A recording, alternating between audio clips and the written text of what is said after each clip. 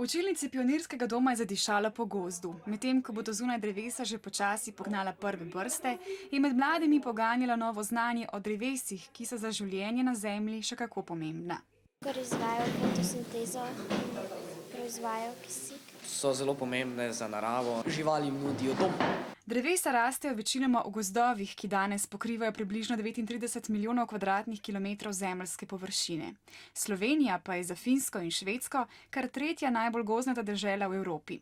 V slovenskih gozdovih uspeva 71 različnih domačih drevesnih vrst in mnogo takih, ki so jih prinesli iz tujih gozdov. Drevesa se razlikujejo po barvi, debelini, velikosti, po lubju. Najvišje drevesa na svetu so sekvoje, ki zrastejo več kot 50 metrov. Vsa drevesa v naravi zrastejo iz semen, ki jih nosi veter in nekatere živali. Nekatera drevesa so iznašla prav posebno tehniko, kako po gozdu širiti svoja semena. Med takšnimi posebneži so mladi spoznali javorjev plod, ki jih spominja na ptiča, ki leti. Na helikopter. Za spomin na poučen in zabaven dan v Pionirskem domu so mladi lahko posadili tudi svoje drevo, ki bo nekoč morda preraslo tudi mlade raziskovalce in v zrak pošiljalo za življenje izredno pomemben kisik.